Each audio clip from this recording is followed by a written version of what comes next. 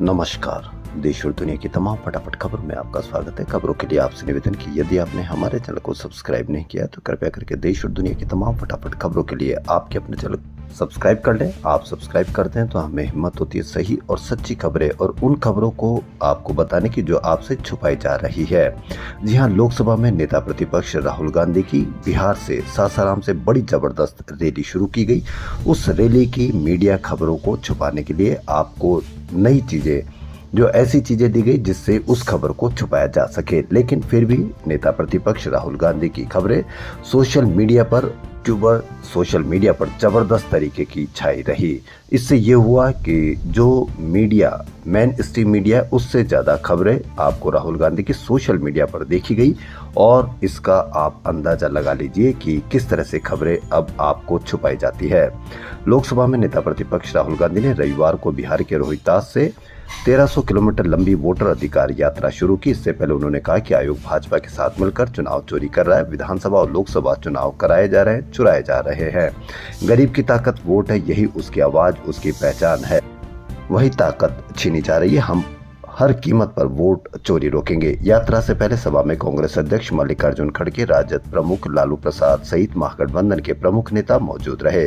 CC की PC के बाद राहुल ने कहा कि आयोग ने जिंदा लोगों को मरा घोषित कर दिया, मशीन रीडेबल वोटर रोल देने से मना कर दिया। आयोग सीसीटीवी फुटेज न देने के बहाने बना रहा है। पहले वोट चोरी दबे पांव की, अब एसआईआर के नाम पर खुलेआम चोरी की जा रही है। राहुल ने कहा कि मेरी पीसी के बाद मुझसे हलफनामा मांगा गया। भाजपा नेताओं ने भी ऐसे आरोप लगाए, क्या उसने कोई हलफनामा उनसे मांगा गया? संघ और भाजपा संविधान मिटाने की कोशिश कर रहे हैं। लड़ाई डॉक्टर अंबेडकर के संविधान की है। वहीं सपा प्रमुख अखिलेश यादव ने, हमने आयोग को हलफनामे दिए, पावती भी है। अब आयोग शपथ पत्र दे कि जो डिजिटल रसीद हमें दी वो सही है या नहीं।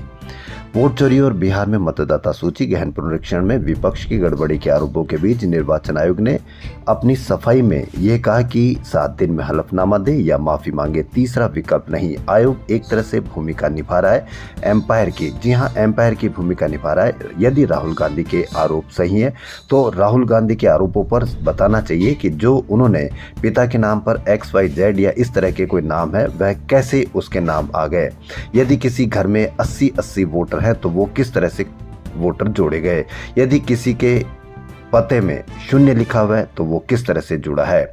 इनको और 1,05,000 जो 40,000 के करीब फर्जी मतदाता थे जिनके नाम डबल या किसी तरह से ऐसे आए हैं जो राहुल गांधी ने आरोप लगाए, उनकी सफाई देने के बजाय राहुल गांधी पर हावी रहा चुनाव आयोग की प्रेस कॉन्फ्रेंस। वहीं भाजपा संसदीय बोर्ड ने महाराष्ट्र के राज्यपाल CP राधाकृष्णन को एनडीए से उपराष्ट्रपति पद का उम्मीदवार बनाया है। भाजपा अध्यक्ष JP नड्डा ने बताया कि प्रधानमंत्री नरेंद्र मोदी की अध्यक्षता में हुई बैठक में चर्चा के बाद उनका नाम तय हुआ।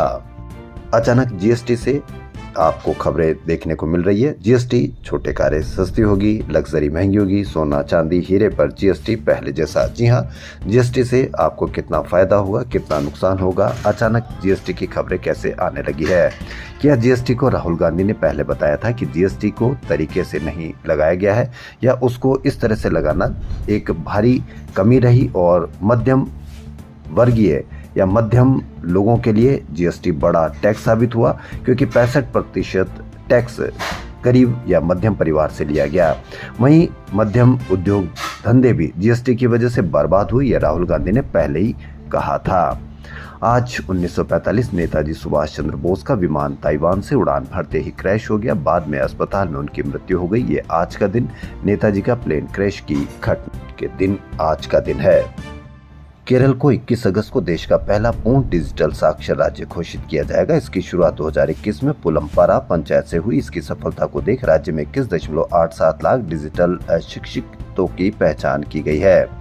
महाराष्ट्र के नवी मुंबई की नगर निगम ने संपत्ति धारकों को प्रॉपर्टी आइडेंटिटी कार्ड जारी किया। देश में पहली बार ऐसी सुविधा शुरू की गई है।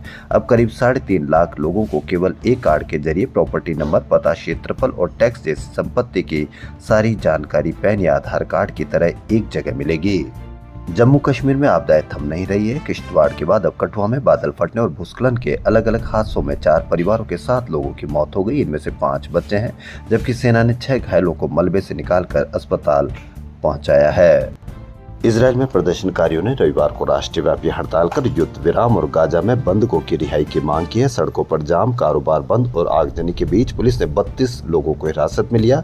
प्रदर्शनकारियों का कहना है कि सैन्य दबाव से बंधक नहीं लौटेंगे, केवल राजनीतिक सौदे से ही यह सब संभव है। वहीं अमेरिकी विदेश मंत्री मार्को रूबियो ने कहा कि अमेरिका भारत पाकिस्तान स्थिति पर हर दिन नजर रखता है। उन्होंने जोर दिया कि संघर्षों के बीच संघर्ष विराम लागू करना बेहद कठिन होता है। देश और दुनिया की तमाम फटाफट खबरों में फिलहाल इतना ही। यदि आपको हमारा चैनल पसंद आए तो लाइक, सब्सक्राइब और शेयर अवश्य करें। धन्यवाद।